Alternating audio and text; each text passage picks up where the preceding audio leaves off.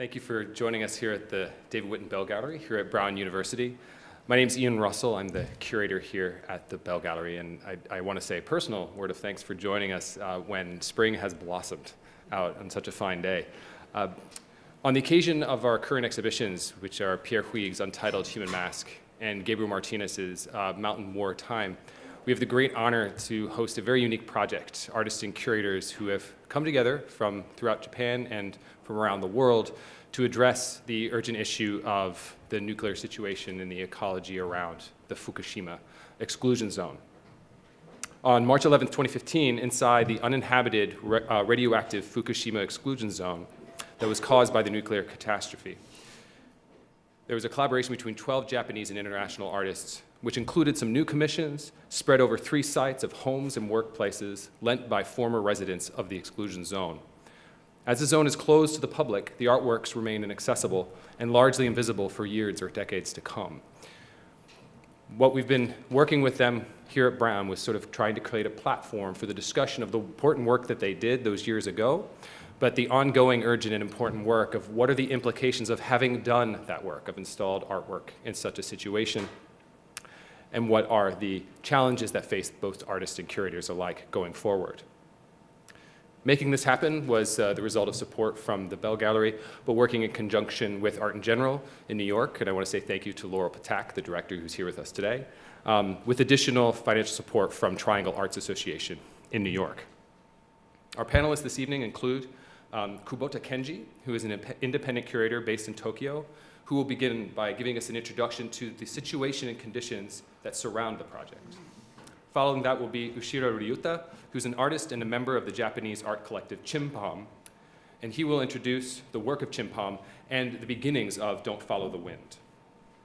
Jason Waite will follow as an independent curator who's currently based in Oxford in the United Kingdom, and he'll give a discussion of learnings from Fukushima and the participation with the local residents in the area. Takeuchi Kota is an artist who is based in Tomioka, which is next to the Fukushima exclusion zone. Will give a presentation on his installation and his ongoing work in that exclusion zone. And finally, Franco Mates, an artist based in New York, will speak to his work with Eva Mates, their installations in the exclusion zone. And without further ado, I'd like to pass the mic over to Kubota Kenji, who will give us an introduction to Don't Follow the Wind.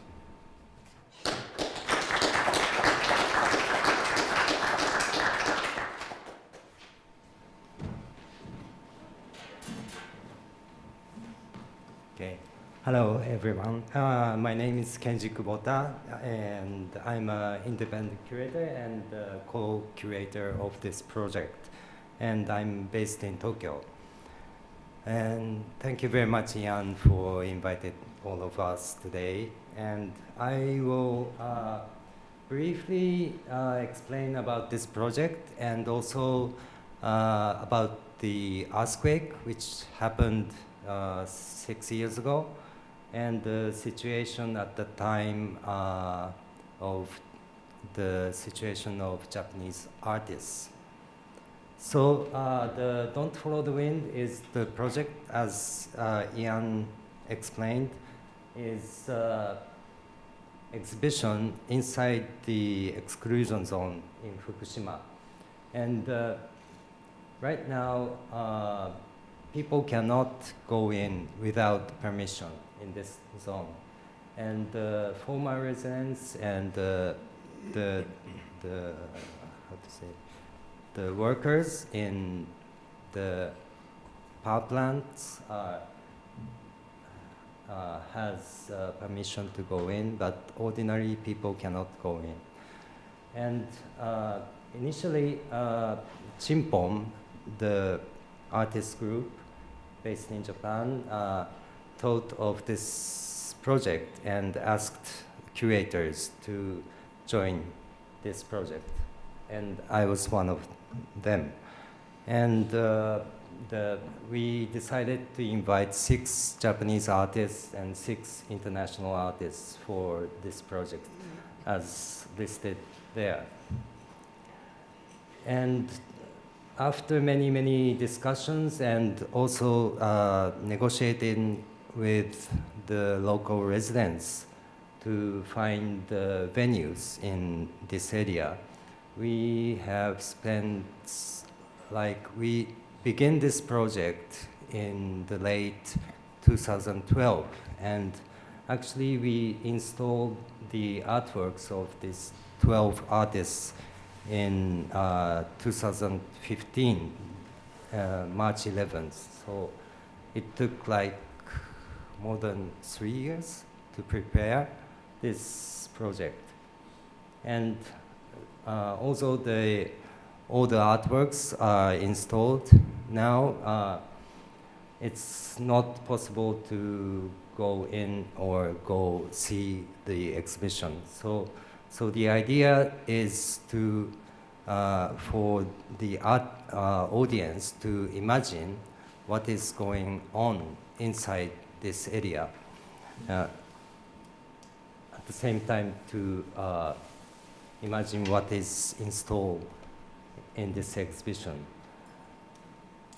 And so basically that's the idea, and I think Jason will explain more about that this project.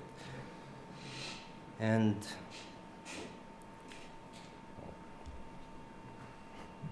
sorry.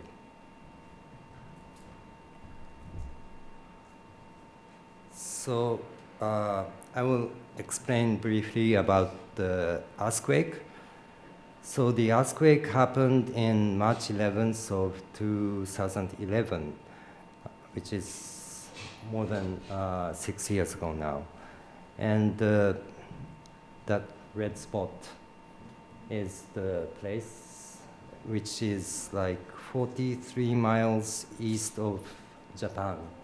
And after this earthquake, tsunami came to, and tsunami hit something like 200 kilometers of the coast of East Japan, and it includes the Fukushima as well. And the height of the tsunami was up to about 40 meters, which is 133 feet. And yes, and about 45,000 buildings were destroyed, and 300 ports were damaged, and 230,000 cars and were destroyed as well. And we lost about 15,000 people by tsunami and earthquake, and 2,500 people are still missing. And tsunami also hit Fukushima Daiichi nuclear power plant. And so after tsunami hit the nuclear power plant, they lost all the electricity and started to the meltdown. And about 200,000 people evacuated. And in the this area, sorry.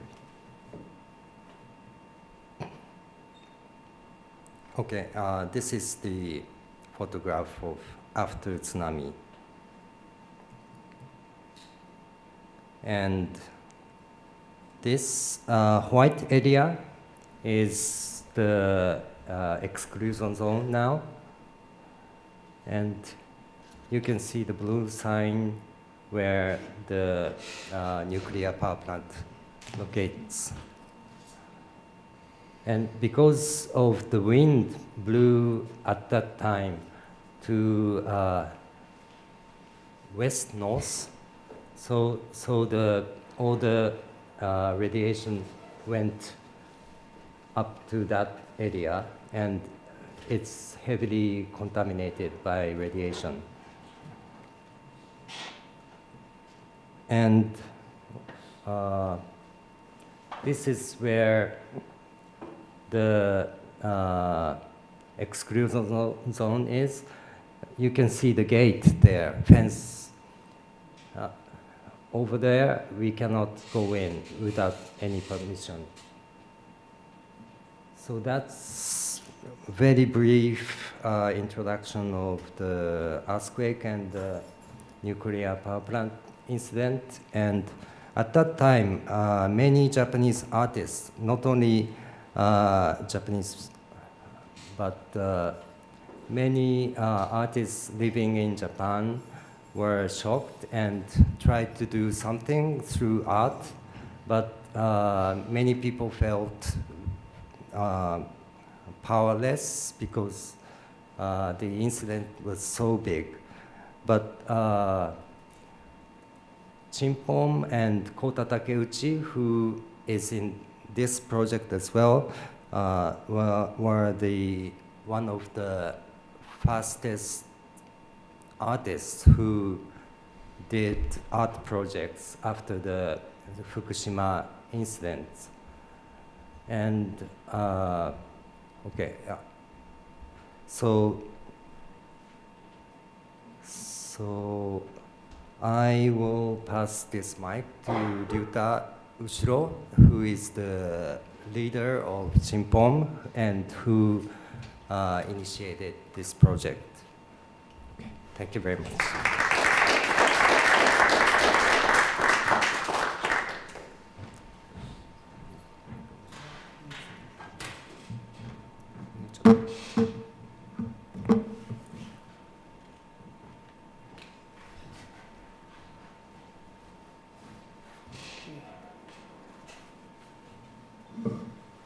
Hello, nice to meet you. I'm Ryuta Ushiro, the leader of Chimpom. And this is the Chimpom based in Tokyo since 2005. And yeah, we are well known for the reaction of against 2011 disaster, Fukushima disaster or something, and the nuclear disaster in Japan. And yeah, let me show you a few of our works. And so I'll explain about the beginning of Don't Follow the Wind and why we initiated that project. And as Kenji said that, explained that situation in 2011. So he said that so art is powerless.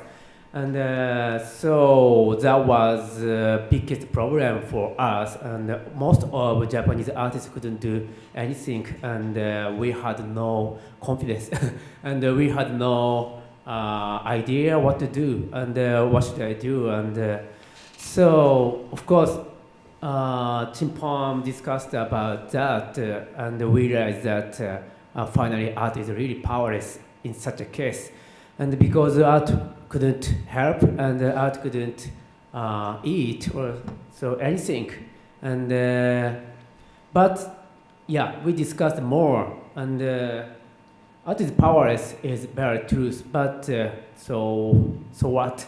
And if we couldn't do anything and we won't be able to react that reality, and it will be just like proof that art is powerless in the future.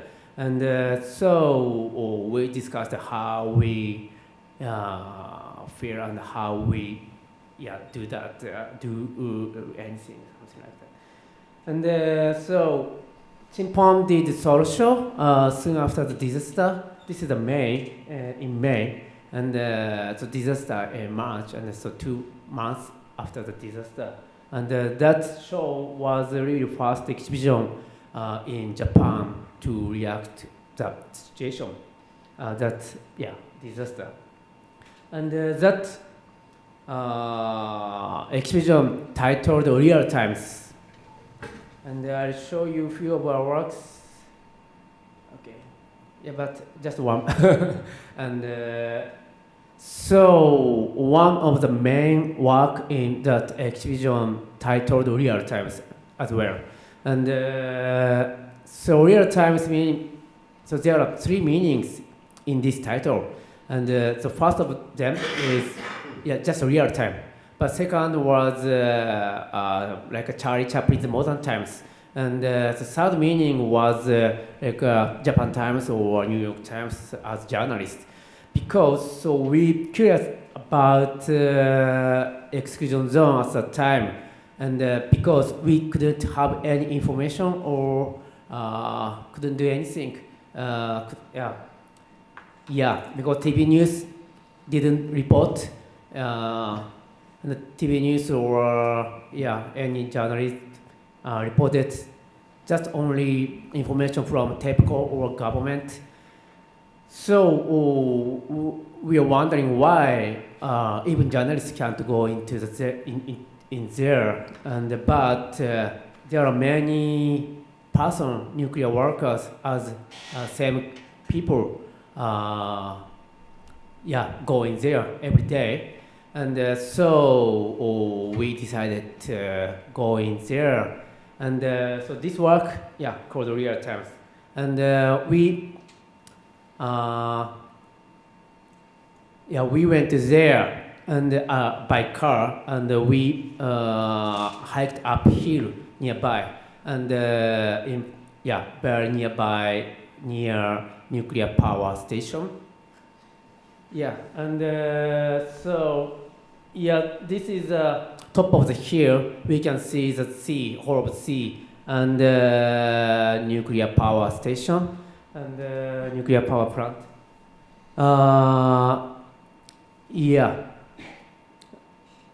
Actually, so there are many meanings in this work, but we don't have enough time to explain more. And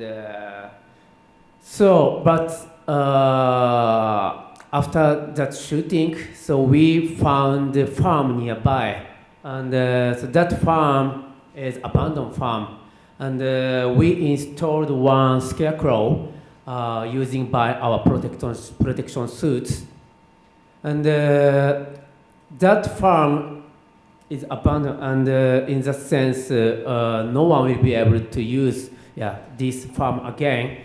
And but in that sense, so we felt it's really similar situation, nuclear power plant and nuclear workers, and in the sense of this is like a homage for nuclear workers, and but at the time,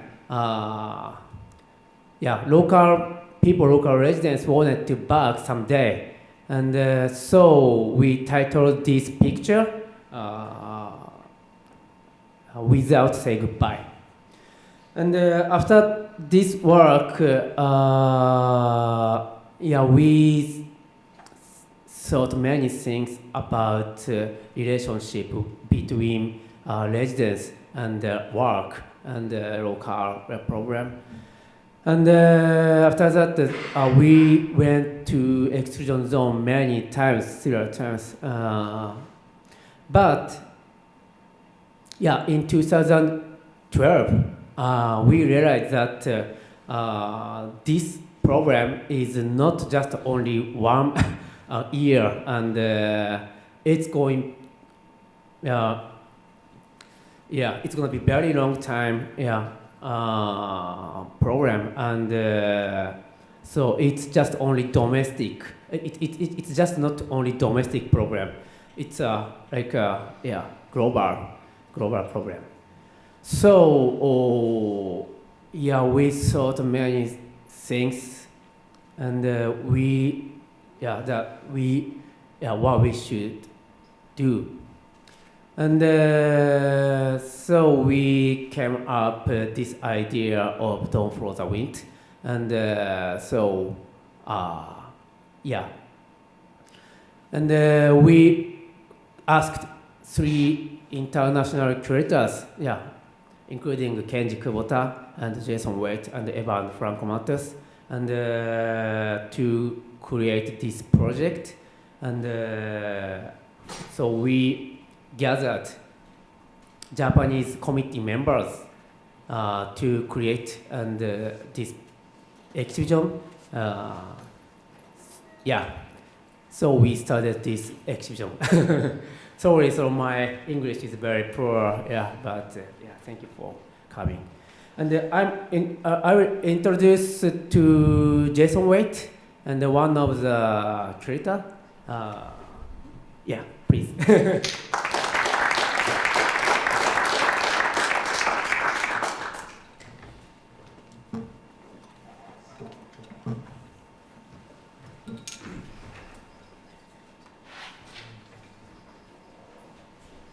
Thank you, Ryuta. And special thanks to Ian and to Laurel for bringing us all together. It's something working translocally, where even having discussions together in a space becomes a very difficult issue and a very difficult problem. So this is a very unique opportunity for us to come together and really figure out what it means to do this project. Because we opened last year, but it's something that we initially thought would be set and done, but working inside a zone with no electricity and wild animals and nature that becomes unruly, it's something that we've ended up spending quite amount of time doing maintenance on. And the project has really shifted into something else. So before that shift, I wanted to just add on to what Ryuta was saying about the very early beginnings. Chimpam had an idea to do a long-term project inside the zone and invited us to come together and develop this project. And when we got together, we realized, first of all, that the aesthetics of disaster inside Fukushima didn't necessarily work. While Kubota-san explained the effects of the tsunami and the earthquake, we were confronted by the fact that the nuclear disaster was, in a way, invisible. As radiation can't be seen, it can't be felt, there's no way that we have any physical capacity to detect its presence. And the separation, as Kubota-san mentioned, of the residents, 200,000 people evacuated, about 100,000 are permanently evacuated, 24,000 have been forcibly evacuated outside of the zone. And this physical distance and the mental distance for them, and this trauma, in a way, was also something that was largely invisible. And as opposed to pushing against this invisibility, we decided to embrace it. And this was this notion of having a project which couldn't be seen and couldn't be accessed inside the zone itself. So I just wanted to speak about our coming to this project. I had never been in Japan before. I studied Chinese in undergraduate and spent some time in Asia. But when I came at the invitation of Chimpam, it was springtime. It was actually just around this period, and the cherry blossoms had come out. And we saw on the news that the cherry blossoms in an area were just accessible. The residents weren't able to return, but they just opened an area for people to go see the cherry blossoms. So we saw this on the news, and there were many news trucks and people around, and we decided to go. So my second day in Japan, we went to go see the cherry blossoms in Fukushima. As we were driving there, we saw many bags of waste. This is low-level nuclear contaminated waste that's been picked up from the area and is being burned and buried.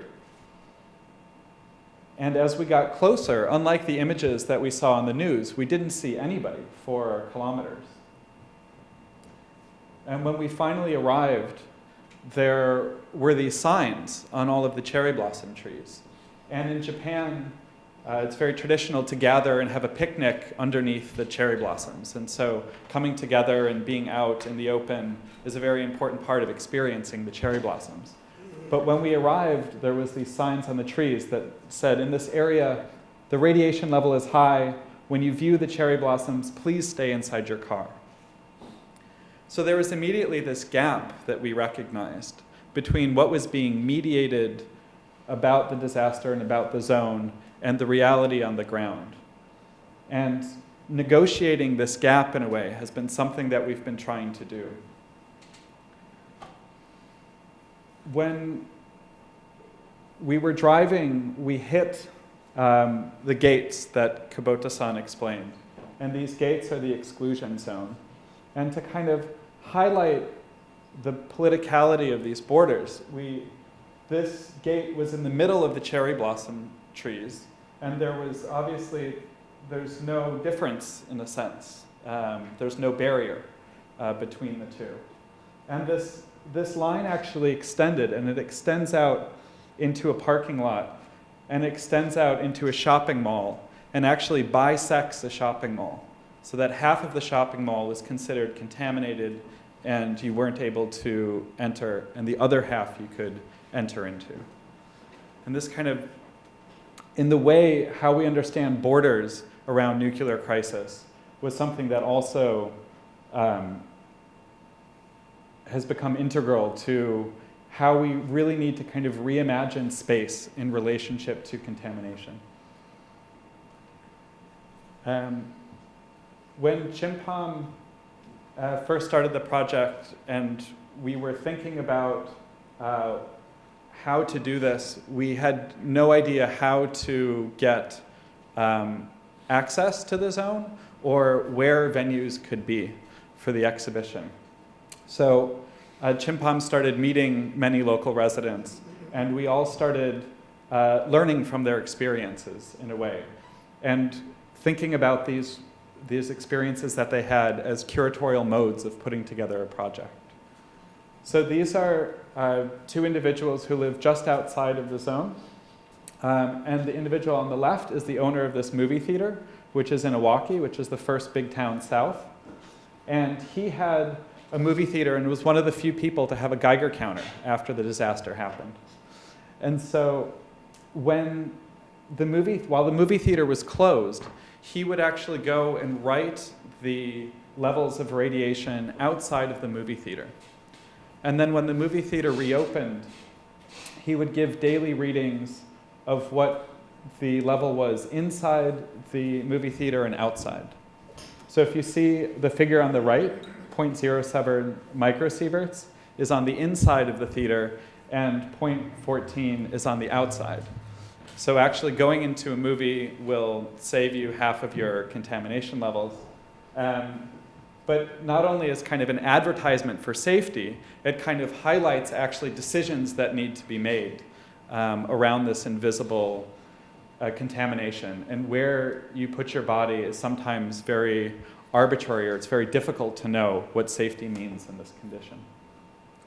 And what became very important in meeting him was how he was able to change a site of cultural consumption to a site of knowledge production, and thinking about this shift of a movie theater into something which could provide very real data to local residents to help them make decisions about their lives.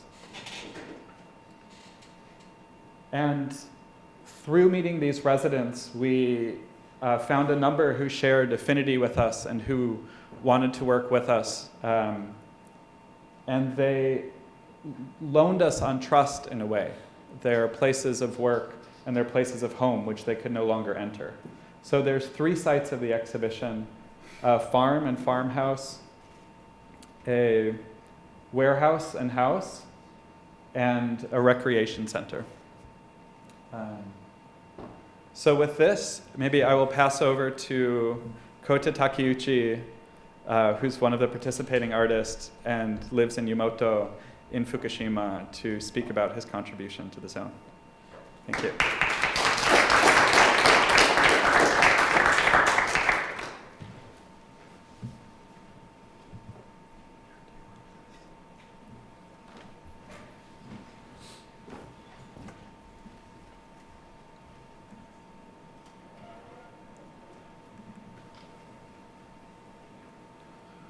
Okay, thank you for coming today. I'm Kota Takeuchi from Japan, Fukushima Prefecture, living in Iwaki City.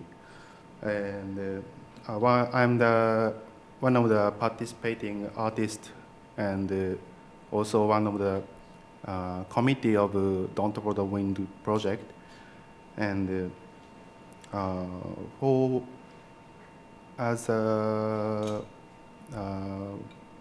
one of the committee, I'm researching about the current situation and checking newspapers and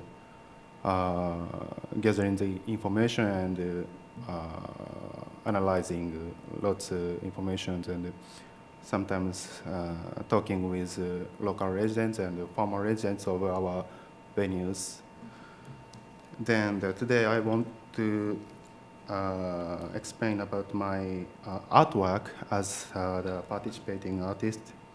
Then this photo installation entitled Time Travelers is my contribution to Don't Fall the Wind project. It's informed by my experience inside of the exclusion zone and spending time in the area. On trips where I have accompanied former residents as a volunteer work or just supporting clean up the houses. Into the zone, I saw some residents wear the protection white coverall suits, and the other people don't choose to put on the coveralls and just wear their everyday clothes. And seeing what people choose to wear, as well as a large amount of garments left in the homes, led me to become interested in the politics of what people in the zone decided to wear, and in the zone, and not only inside the zone, around the exclusion zone. After the nuclear accident, there has been a lot of discussion in Fukushima about the health effects of radiation and how and what degree one can protect one's self from the radiation. There have been many rumors and conflicting reports and a lot of speculation about the disaster and its aftermath. Some families and the community are divided on how to respond and act.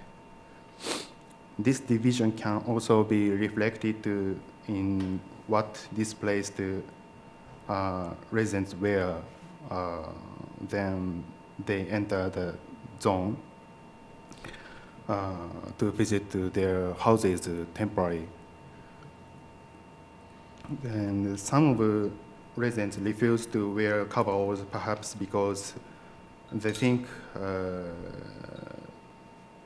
the effects of radiation levels differ across. Radiation will matter less over the remaining course of their life, or as radiation levels differ across the zone, it might be a bit lower around their home or active home or their land. Or perhaps they might feel that with all of the separation between them and their community already existing, wearing another barrier inside their own home is too emotionally. It's difficult. So in this photograph, this is me and my friend. We are in the bedroom of the couple that built this room, this house. For my contribution to Don't Fall the Wind, I asked my friend to come into the zone with me. My friend and I, with the owner's permission, put their clothes that they had left on their bed during the hasty evacuation of their home. We stood side by side on the bed amongst the clothes, and I took the photograph. Then after I printed the image almost life size and reinstalled in where we had stood among the found clothes. So wearing the found clothes in the image, I intended them not a symbol of opposition, but as a form of harmonizing the complicated situations of nuclear disaster and the previous history of the site. When encountering the photo on site, will the visitor think that wearing everyday clothes is appropriate? Or does the lack of protective clothing seem out of place? Perhaps the image might appear nostalgic to those living in the area, as though it was taken before the disaster. Potentially, it is speculating on the form of dress that will be worn in this room in the future. So, moving back and forth between the future and the past, the image produces a form of time travel, I think, caused by people's political differences. So as time passes enough, radiation dose decay and entrance restrictions on the zone are lifted, and almost all people feel the need for the protection suits fades. I think this photo will finish its time travel and be seen as an everyday, usual, normal snapshot. I hope such that day will come sooner. Yeah, thank you for listening.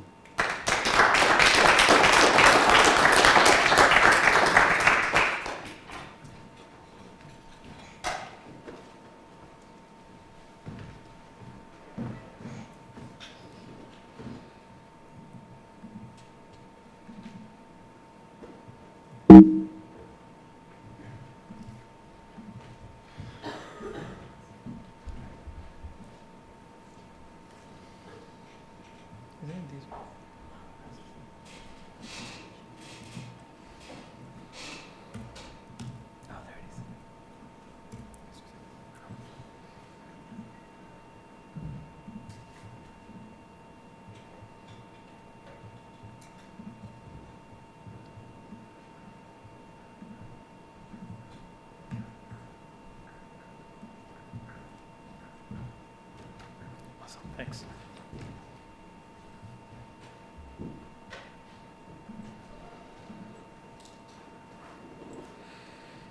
Hi, this is Franco Mattes. I work with my partner, Eva. She could not be here today. I'm very sorry. We are both born in Italy, but we live in New York City. In our work, we always use the internet a lot and technology to explore in a sense, the dark side of technology. So not to celebrate its potential, but to see where it fails or doesn't work as expected or it becomes frustrating. We try to address social and ethical issues, and this new project is an extension of what we've done before. We were invited by Chimpam and Kenji Kubota and Jason Waite and Kota Takeuchi to go visit the Fukushima exclusion zone. And thank you guys for this amazing opportunity. I would never say that enough.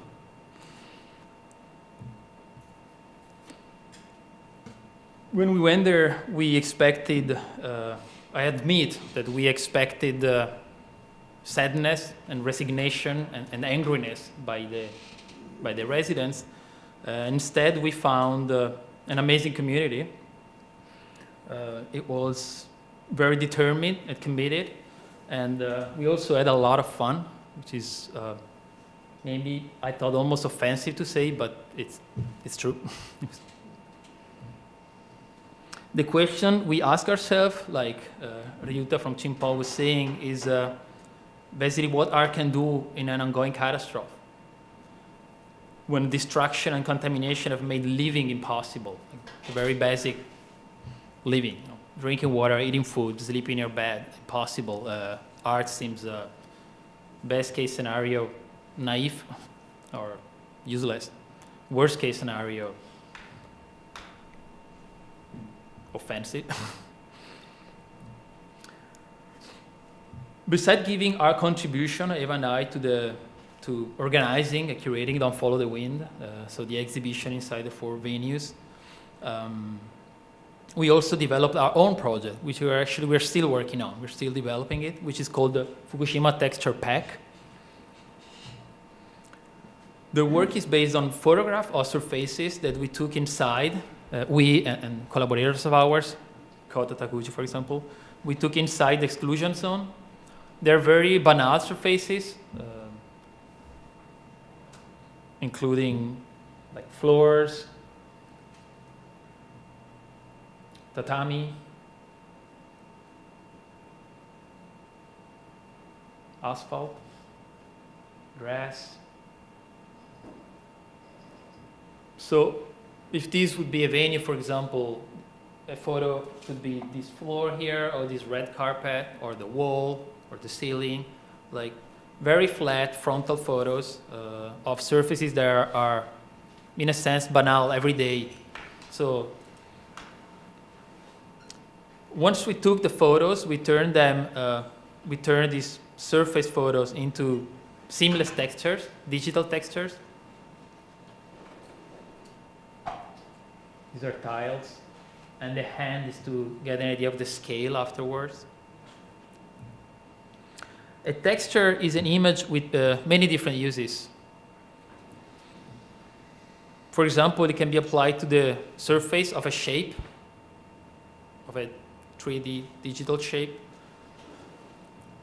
to construct a more realistic, or perceived so, virtual environment, like a 3D scene.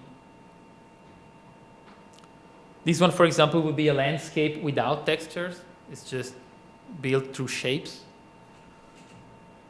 And this would be the same landscape, but with textures. Same shape, but with these images applied to them.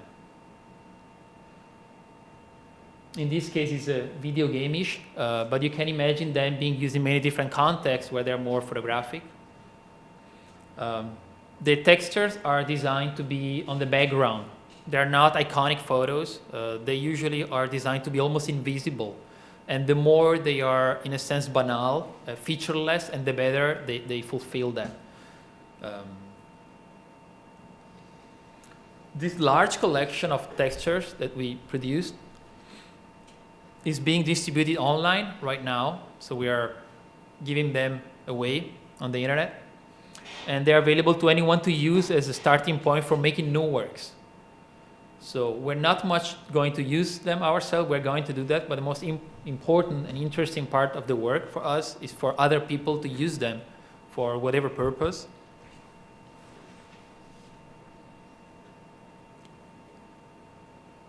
When we distribute them, their provenance is clear. So whether people decided to use them or not, they will know where they come from.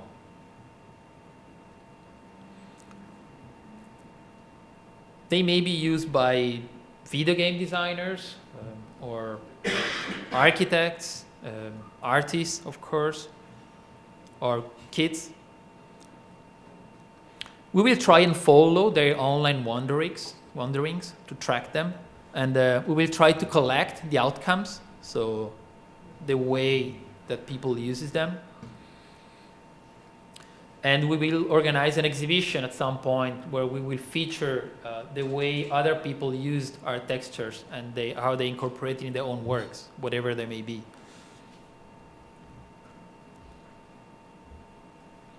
We're also thinking of alternative possible distributing channel of the textures, which could be like a Pantone style catalog or book, which will give them also a more physical circulation. So it's not necessarily relegated to digital 3D environment, but also physical space.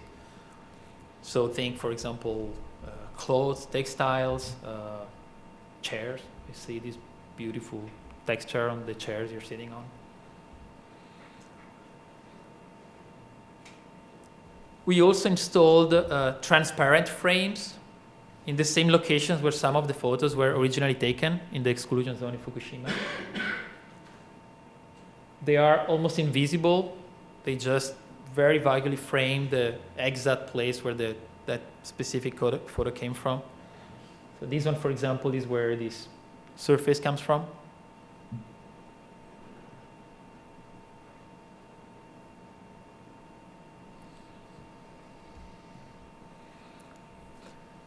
The textures do not depict the disaster.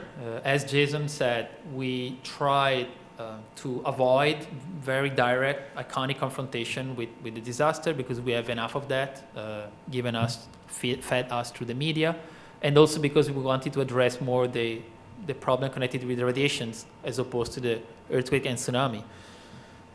Because earthquake and tsunami, for how amazingly disastrous they are paradoxically easier to rebuild, to face with, while with radiations is a whole different set of problems.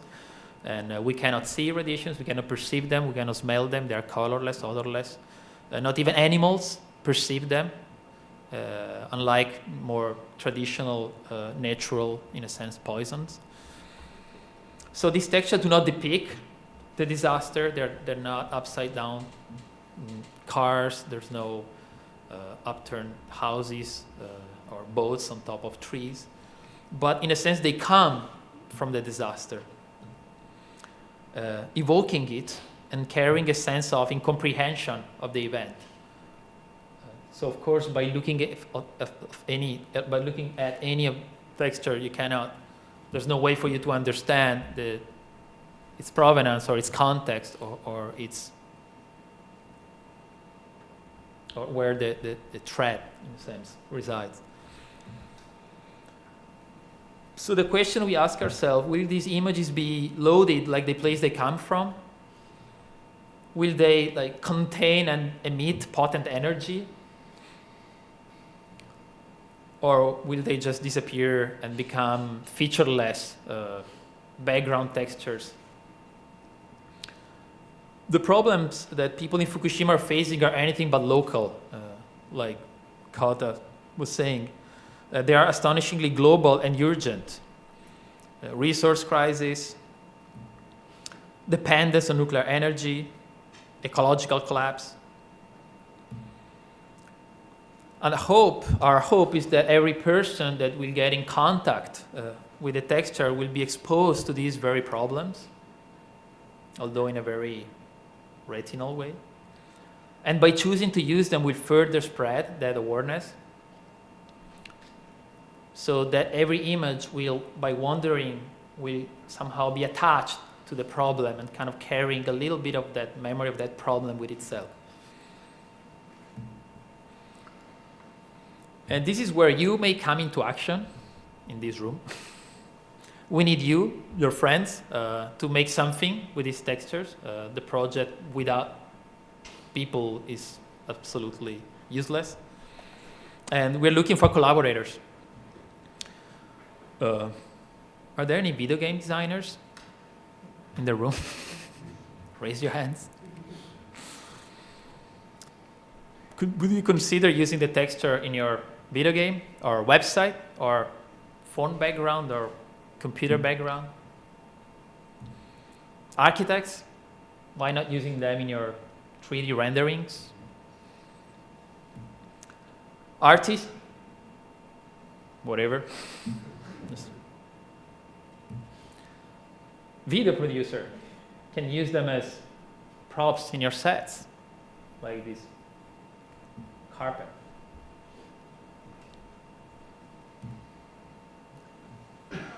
This is an example. This just came in the day before yesterday. It's one of the textures printing on a bed sheet. This one we will actually install in Athens in 2 weeks from now in an abandoned hotel, which we maybe are going to talk about later. It's the first time I show this image, so I'm especially excited. So please get in touch. These are our emails and our, website. So we can give you the textures and you're going to use them for whatever reason you want, whatever project. And please let us know once if you use them so we can collect whatever it is that you made with them afterwards. Thank you.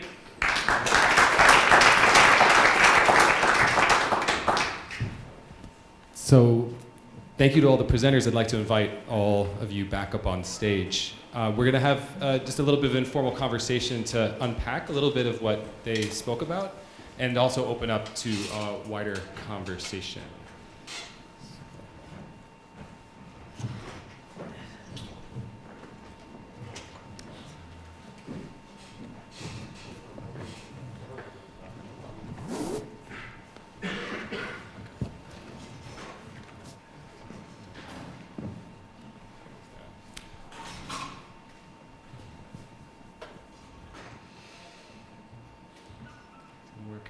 I just shut that down.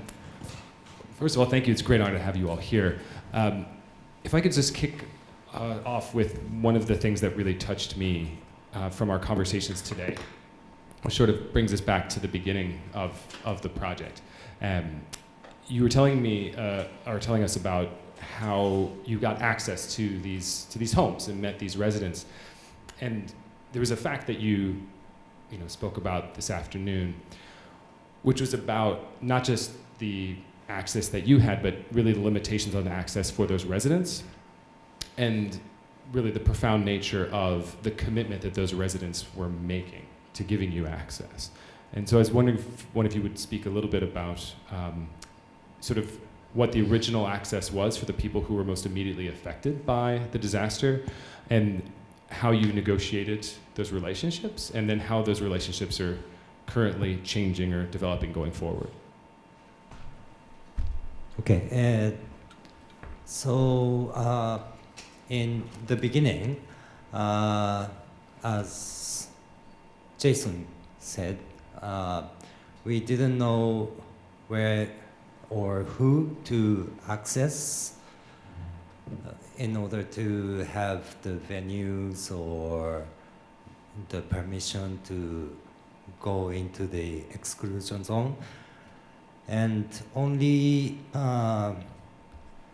the companies who are engaged in the power plant incident or decontamination can get the public permission, and also former residents can get the permission as well.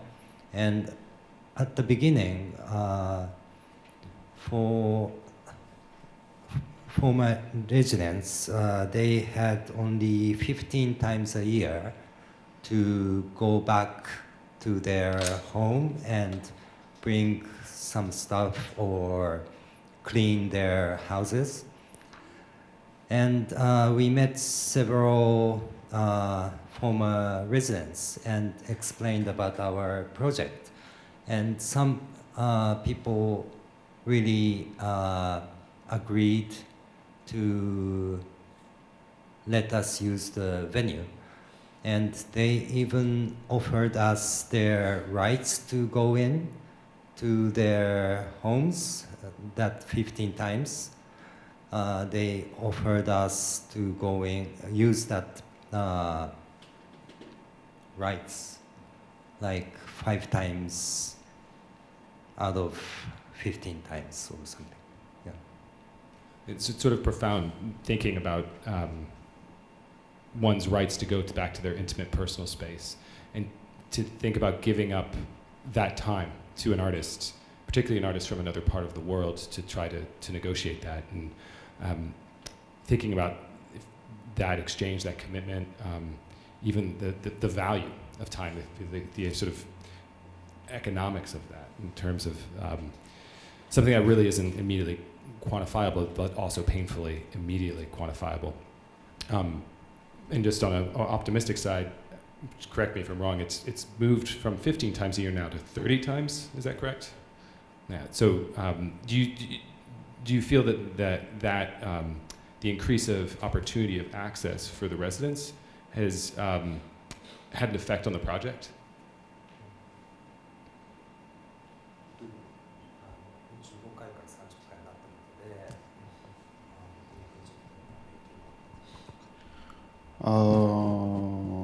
Almost nothing. We didn't go in the maximum of, we didn't spend 15 times, through over 15 times. How many times did you remember? I think five or 6 times. And there are another way to go inside of the exclusion zone. Yes, Kubota-san said the contamination or some companies and people who has the office or merchant or something, people who has the how can I say, public Public interest, or how to say? Yeah, is that correct in English? Public, the companies, I mean, working inside the zone means public working, yeah. And this project is regarded as a public interest project for one town. Yes, yes. So we can, we don't have to use the residents' rights to go in one town. Yes, yes. But another town is, they didn't recognize us as a public interest. So we have to use that for my residents' rights. So of course, this is we got official permission from the town government. Yeah, not only the local residents. And so thinking about the sort of the legacy of the project, because we've heard a little bit about the initiation of it and some of the actions that happened, the installations that happened. We're a couple of years on from those installations, and one of the things that was very at the fore for our conversations today and the opportunity to bring you together was to think about the future of the project, the future of these relationships to the local residents, and the future of Fukushima more broadly. And it sort of presents a really interesting curatorial dilemma in the sense of what is the commitment of the project to works that currently are not immediately accessible. I think maybe one point about the future is the disaster itself.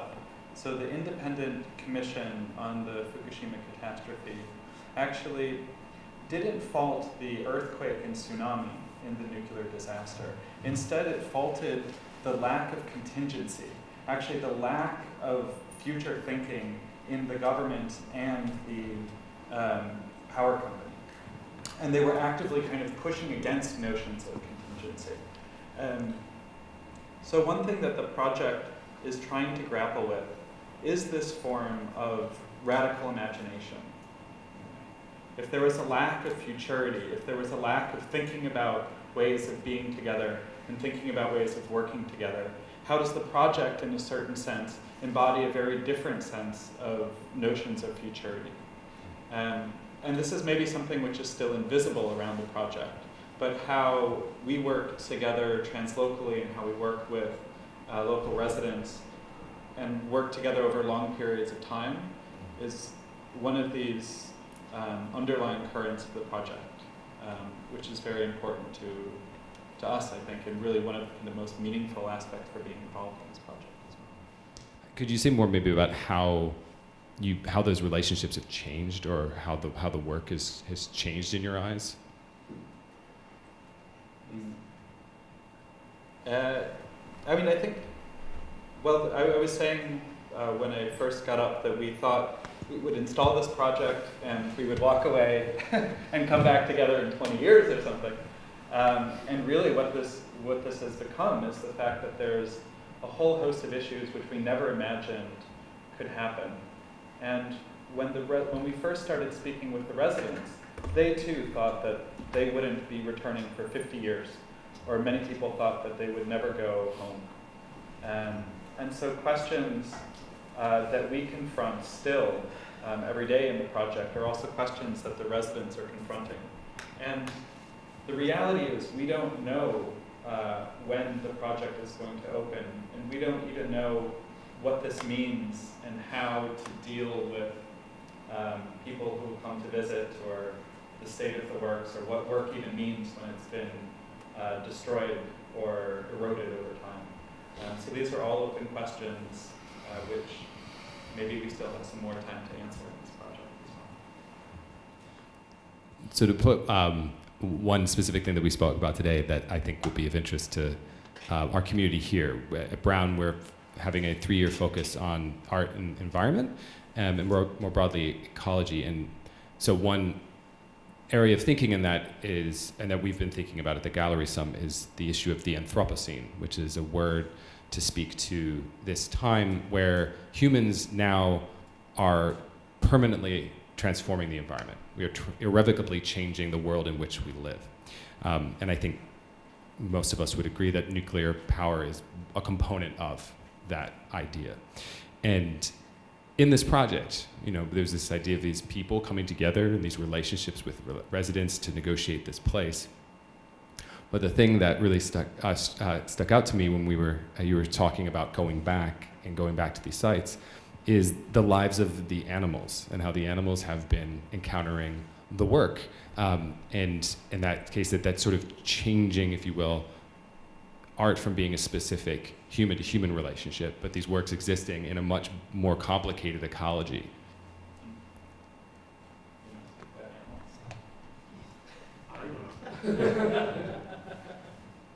Main problem. Yeah, annual problem biggest.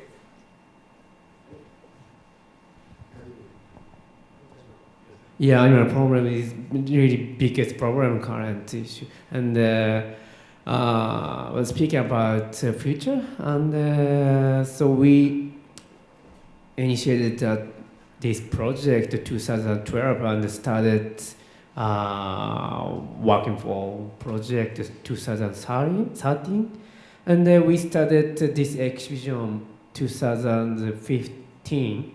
At the beginning, at the time, we expected many things about future, and but now 2017, and yeah, just 2 years. But there are many things unexpected. She's at the beginning, and in the sense that now is the future from 2012. Yes, we don't know when opens the area, and so we had a long meeting today. Actually, I'm really tired. Yeah, and so we discussed many things for future, and we expected many things, but maybe it's some kind of useless meeting, and it will be, but we are not sure. Everything is not sure, and yeah, that's why, yeah, and the Don't Follow the Wind is an ongoing project, and it's harder than I thought. Yeah, Sorry. Yeah, no, my 2 cents. There is this amazing essay by writer Bruce Sterling in relation to what you were just saying, Anthropocene, and the relation of like man and nature, where he threw out like an idea that's of course a total provocation, but it's not just a joke. It's not just dark humor. Where he said that if you want to create a really solid, the most perfect natural sanctuary, what you want to do is throw in some radioactive material in, bury it there, because that's going to keep humans away from it, and nature will finally be able to thrive, because that's what happens when you remove the humans from a place. We saw it in Chernobyl in '86 when the power plant exploded, and now in Fukushima, even just like a few years after the accident, wild boar are like everywhere. That's our main problem right now, is protecting the works from freaking wild bear, because they're everywhere.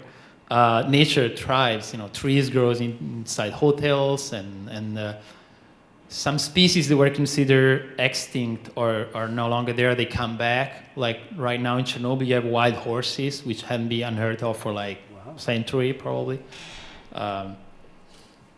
So it's a very tricky thing. Because on one hand, it's a man-made disaster, of course, and it's the most unnatural and disastrous thing ever. On the other hand, again, you remove the man and from the place, and nature is back. That's a lovely point, I think, to open to questions or conversations from the audience. Yeah, I'm interested in the documentation or lack thereof of the objects that are on view. Could everybody hear that? Yeah. So I'll speak loudly.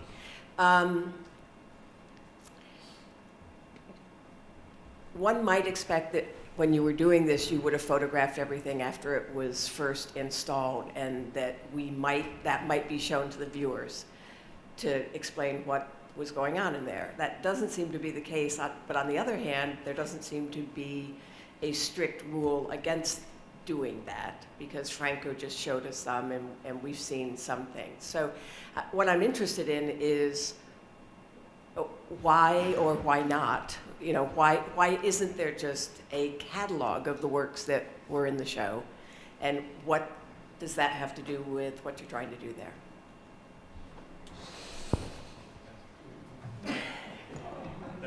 No, it's a great question. And it's very astute, because we do speak about invisibility, and yet there are images which are being shown. However, these are not a full catalog of images. When you go onto the website of Don't Follow the Wind, you'll see that it's actually a blank website with an audio track that plays. And there's an audio track in English and Japanese with all of the curators and artists who speak about the project. And actually denying the image was very important for us, and it was trying to think about other ways of working beyond the work. And this speaks a bit to the point about the imagination. What happens when this work is there for long periods of time, and maybe changing over long periods of time. And seeing an image at one point in time, just like seeing images of catastrophe, seem to be consumed almost and cataloged. And when there's a lack of image, in a way, this kind of raises this possibility of intervening in this gap.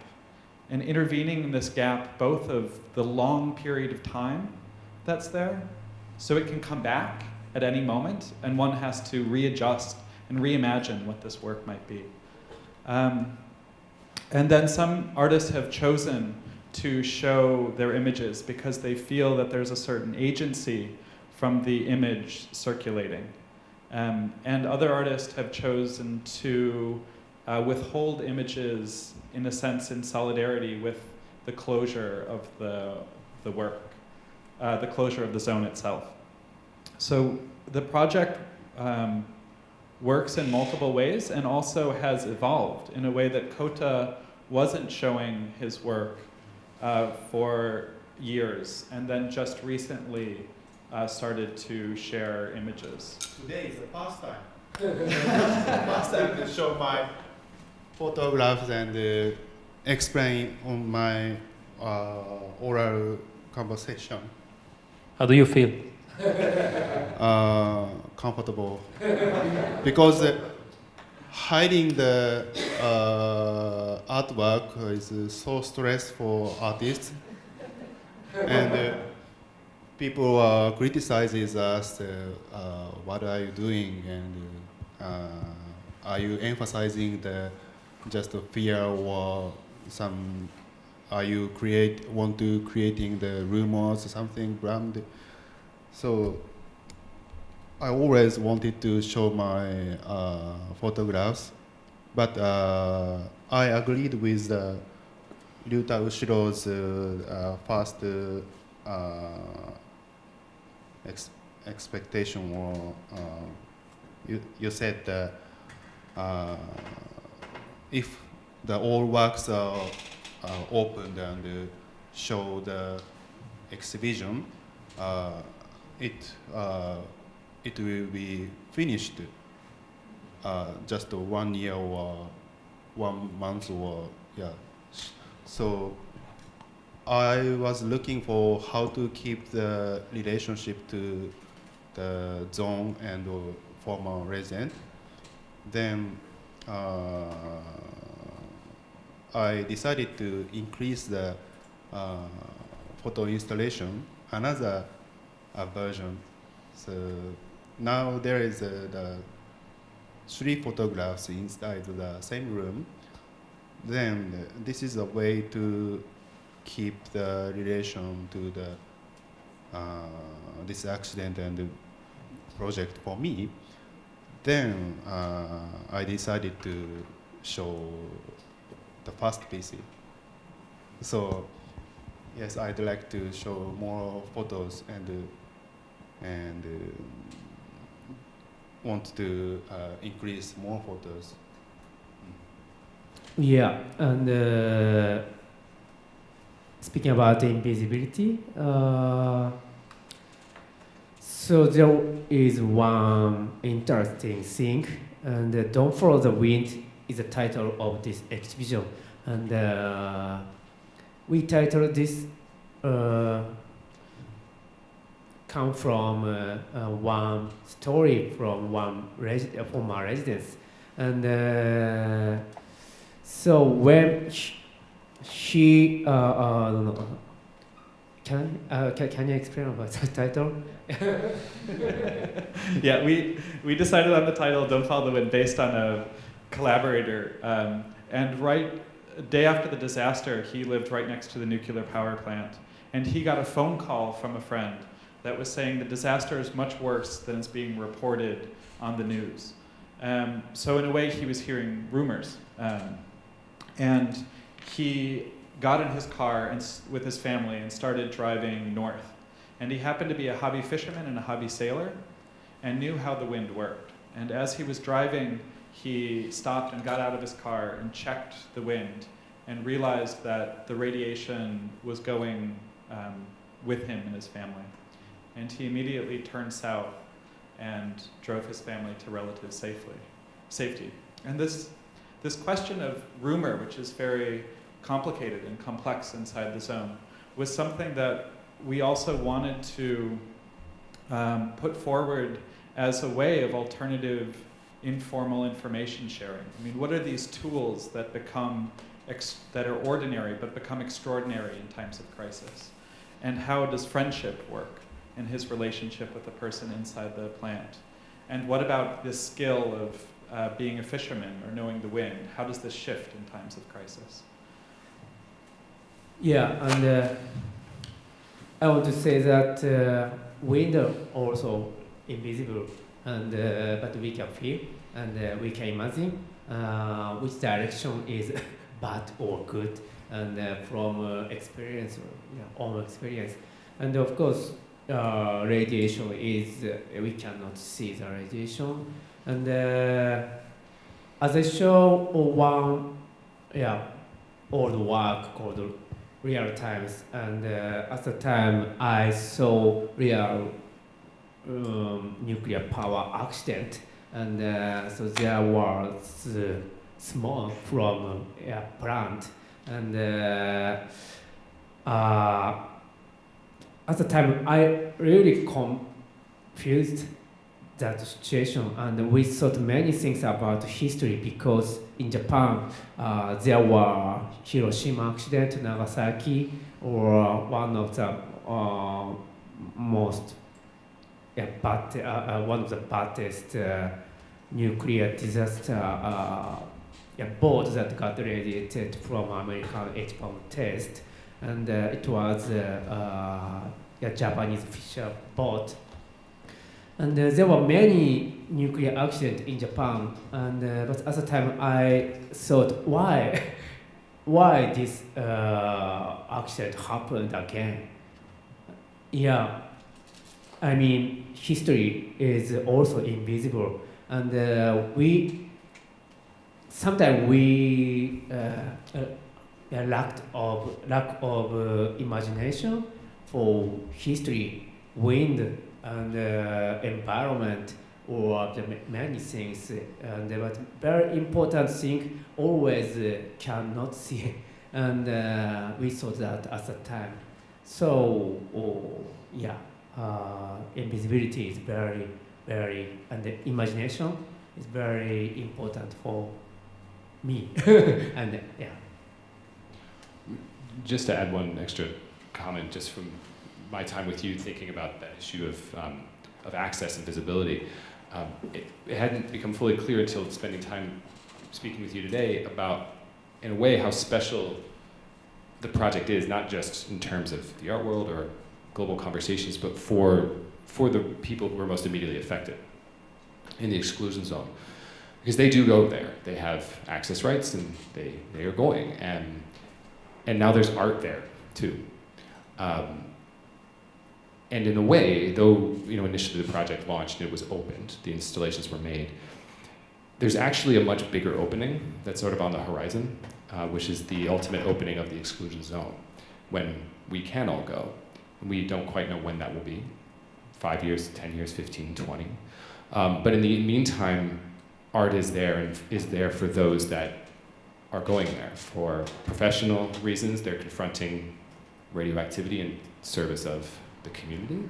And those who are going there for personal reasons, family reasons, domestic reasons, to sort of maintain their connection to place. And there's something in that, and although it might not have been an initial intention of the project, I feel there's been a fierce commitment to protecting that intimate relationship by not illustrating all of the work, or illustrating or participating in the representation of the catastrophe. And that's just something that sort of really struck me today.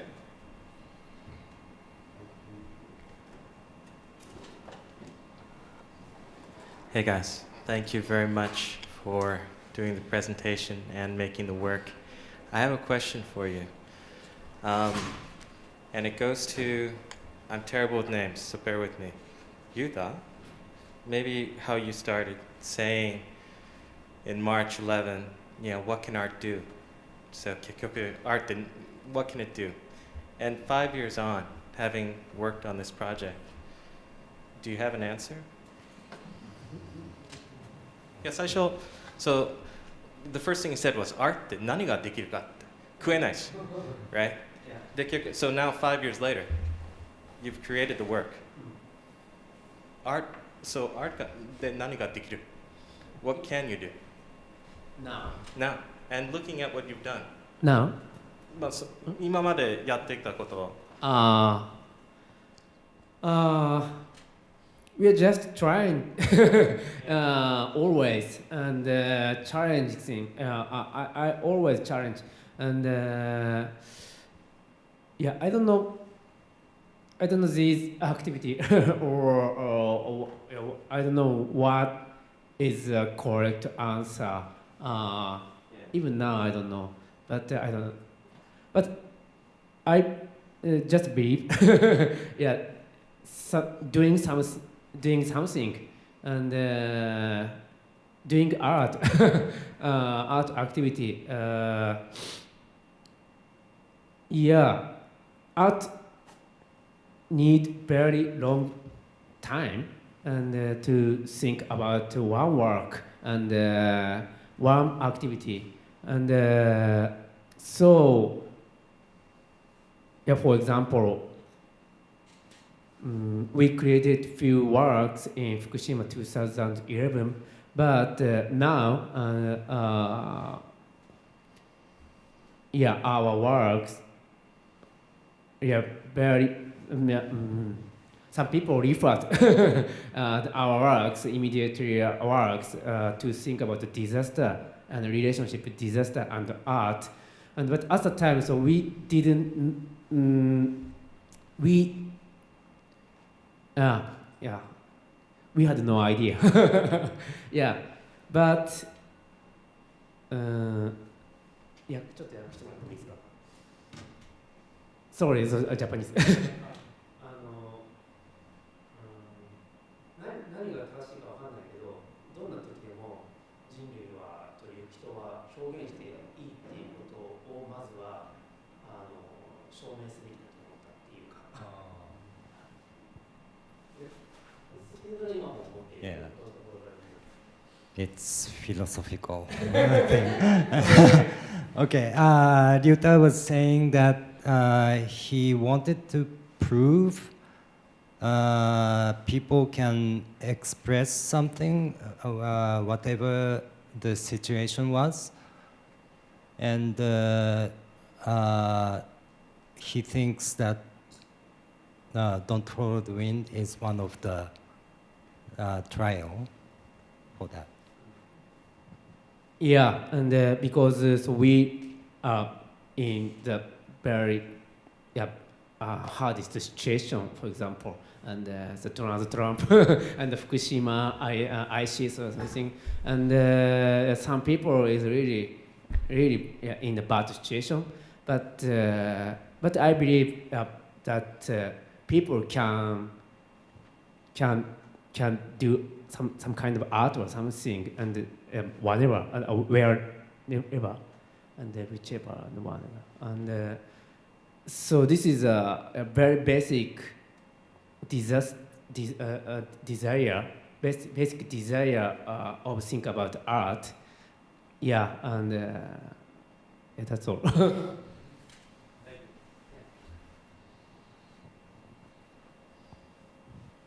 Any other thoughts or questions?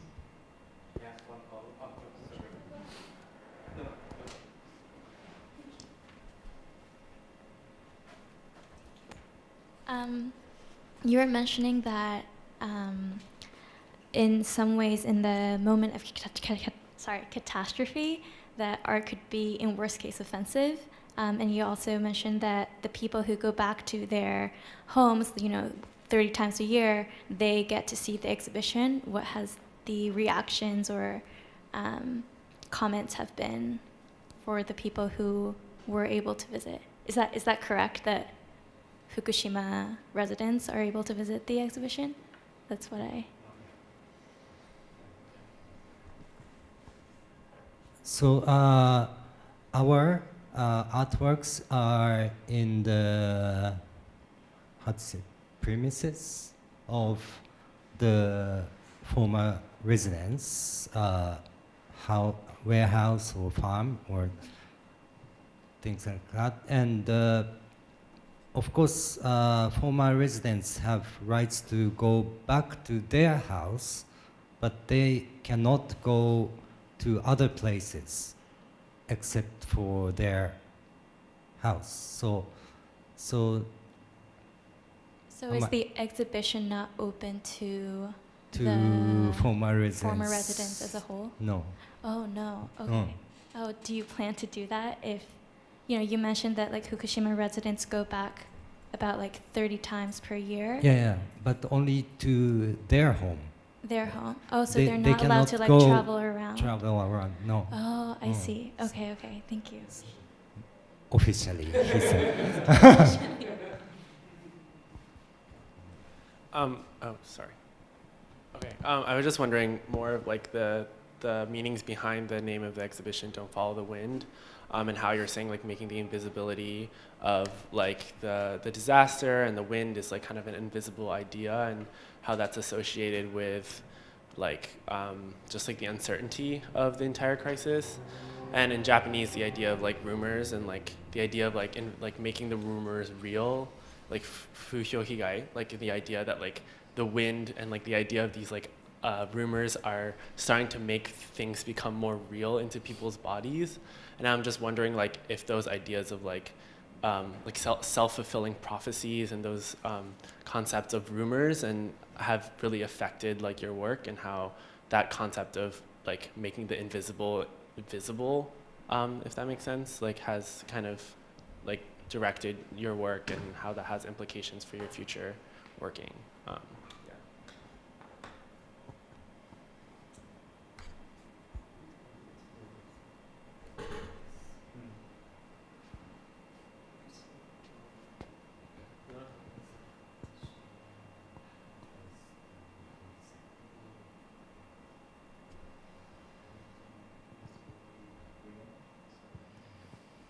I just throw my 2 cents. It's not really an answer, but just something that kind of made me think about it. We keep like distinguishing between rumors and science and certainties. And one thing that's pretty clear to me is that when these kind of disasters happen, you just cannot. One very kind of silly example is that, I don't know if you noticed, but like maybe a month ago or so, there was this article and this news that was all around big media, like Western media, all media around the world, where there was this huge news. Wow, we were able, there was this photograph. We showed kind of a really nothing, more like it was a black photo. But the big news is that we finally were able to take a photo of something that may be very close to where the nuclear are of the power plant, which was seen and received as a huge achievement. And I'm like, what? We are like 4 years after the disaster. We still did not have a photo of that thing. And I researched a little bit, and it seems that that's the case. So with all the technology in the world, we have the little robot that went to Mars, and we have all the computers and so on. And we are still not yet sure whether or not, we meaning like human race, not like us. They're still not sure whether or not we get a photo of the core of the power plant. Which is like so ridiculous in a sense, so it makes you feel so powerless. And like I challenge you to find someone, being like a scientist or a physicist or a governmental person, that tells you very clearly like what is the threshold of safety when radiations are concerned, which is something that I thought we're gonna figure it out eventually after spending days and weeks and months in there, and it's still totally obscure to me. And it's not because we're stupid. We may not be the brighter guys out there. We're not scientifically trained, that's for sure. But it's so obscure. And I start doubting that there's anybody out there in the world that actually understand that stuff clearly. But I hope I'm wrong. Kote, you want to say something? Maybe I can't understand completely about your question. But I am the most influenced person who influenced by the false rumors and its social as a social problem. So I think this is a book published by the local newspaper. To go to the foreign country, I always have this book, because sometimes people ask me about the current state or situation of Fukushima casually. But if I answer not accurate information or my impression as a fact, like a fact, or I think that's a seed of rumor. And so to keep this project, this is a sensitive problem, but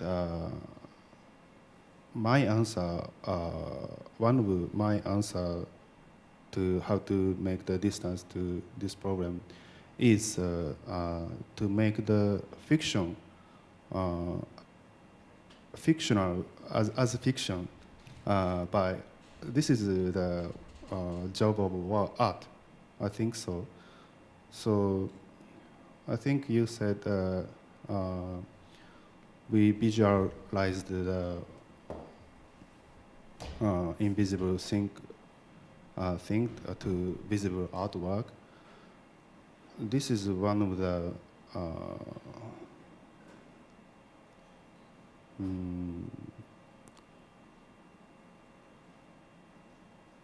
to make artistic or not scientific and make the new imagination or story or fiction is, I think, one of the scientific attitude. Maybe it requires the scientific attitude or literacy for how to contact with media. So this is not direct influence to the social problem, but I trust this is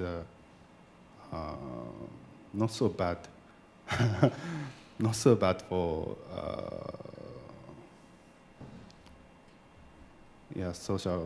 still social problem in Japan.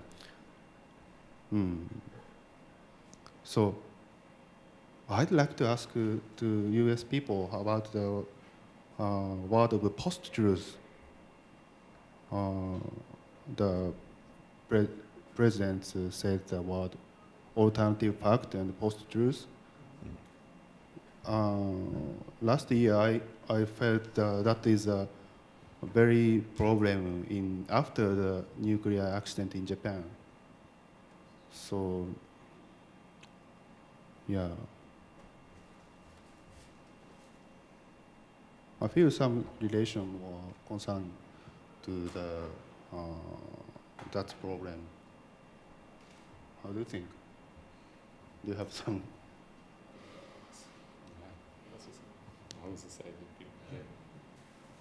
I think we're all part of the answer to that one. If anyone is...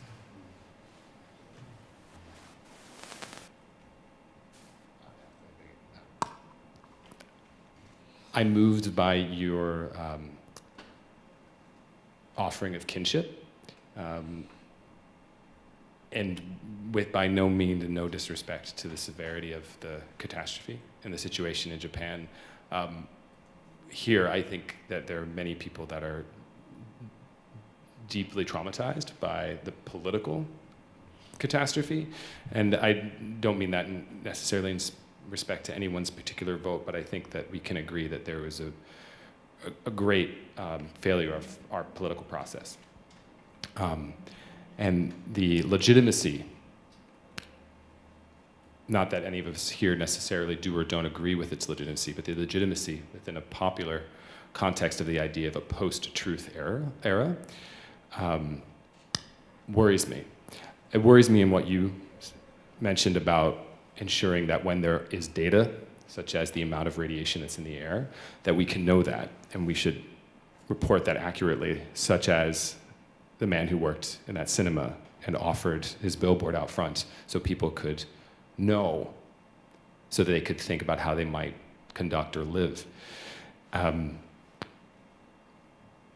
Worries me in that respect. It also worries me more deeply, and for me, truth is something that is, in certain times, it's fidelity, I guess might be more what I'm saying. It's about speaking to your position relative to others. It involves how we interpret fact, to my mind, and the idea of a post-truth world where we're no longer trying to find fidelity to the information that's presented to us, whether that's experiential or whether it's scientific data or whether it's subjective, worries me that that's not relevant, it seems, or that we're over it. And so I think I'm moved by your offer of camaraderie in that. And all I can say is I think the commitment that your project has made to put effort and work, labor, artwork, into a difficult scenario. You have brought your bodies to a difficult situation to witness and to share that to us here. That for me is where I might offer kinship back, in that our project, at least I can speak to my own part, is to witness, to be present, to show up and participate in the understanding and the unfolding and the resolution, the reconciliation of the problems, the unraveling and the reweaving of, at least from a US perspective, our social connections and our political process.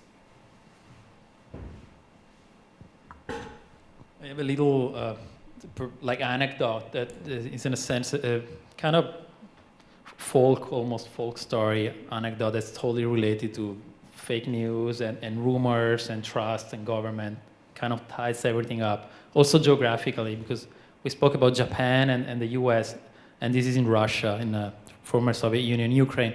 So the first time I went to Chernobyl, to the exclusion zone where the power plant exploded in 2010, I discovered that a few farmers didn't want to leave the zone, so they called them the squatters, but they were squatting their own land in a sense. So they didn't want to leave, and which kind of blew me away. Like I didn't get it. Like why? I mean, I don't want to offend anybody. Why would you be so stupid to stay in a place that you know is gonna kill you in a few years? Just a piece of land where you can just move a few kilometers away and relocate and keep doing your life and so on. So I talked to a few of them, and of course, like always, I realized that the situation was way more complicated than I expected. And the thing is that these are farmers who've been living there for generations and generations, living and dying on their own farm, harvesting and eating out of the land, and milking cows and chickens and eggs and so on. And they know that the Soviet Union had been lying, the government, any kind of government, had been lying to them forever. They're used to it. They're used to it. They take it for granted. They've got their money stolen, their land stolen, their dignity, blah, blah, blah. Soviet Union, communist era. So the power plant exploded. They get massive amounts of radiation. Some of them die or get burned and so on. And the government lied to them. They didn't tell them that they didn't even tell them that the power plant exploded. They learned it because when the cloud came to Europe, Norway detected it, and I don't know if you remember, it was long ago. So anyway, the Soviet Union, of course, lied to the Ukrainian people and Belarusian people, and so they suffered from that. So after that, the government goes back. Now, the good guys with the white suit telling them, you should leave your land because this land is poison. And the farmers are like, yeah, of course. Like, I'm drinking the water, I feel fine, I harvest, my cow are fine, my dog is fine, he drinks the water, eats the meat, and I never saw him healthier than he is. And now you Russian doctor, scientists come here and tell me that the whole land is in poison, but the poison is invisible, and if I don't go, in 30 years I will be sick. I have to blame that they don't trust the new guys coming over, because they've been lied to all the time. So in a sense, they are victim of their same cynicism, but it's totally understandable. I would totally be on their side if anyone come to my place and they had no idea what radiations are and would tell me that I should just give away my land to the government because it's poisoned.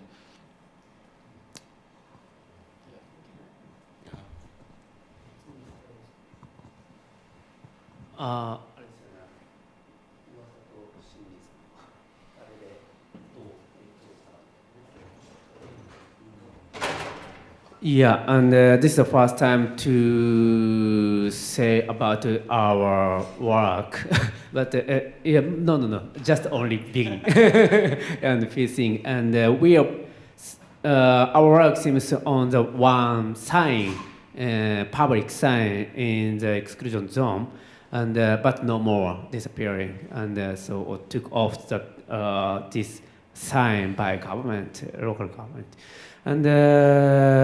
Yeah, speaking about the relationship with rumor and the truth, and that sign is very ironic, and it said that sign said that nuclear power. Nuclear power for a brighter future. Yeah, nuclear power for bright future, and yeah. When that sign installed in the Fukushima, and there was like a myth of it's called as myth of safety for nuclear power, and so government and most of scientists said that nuclear power is very safety, and we believed that most of Japanese believed that. And that's why that sign was in the central center of the city, and but we realized that that was just a myth, which means rumor, but that was truth. And, it's really ironical thing, and yeah, after the disaster, we. Always doubt the politician saying and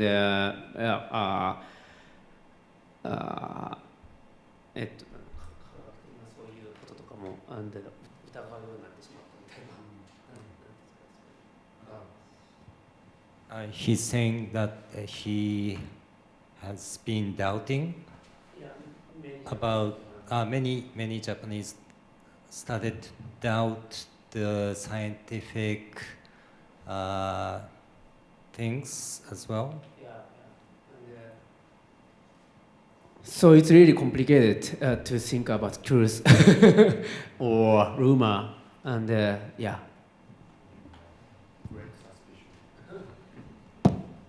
Well, I think it's a good place to stop. It's a challenge for all of us to continue to confront in our lives. But I want to say great thank you to Ryuta and Jason and Kenji and Kota and Franco for sharing your work with us today. And thank you for being with us.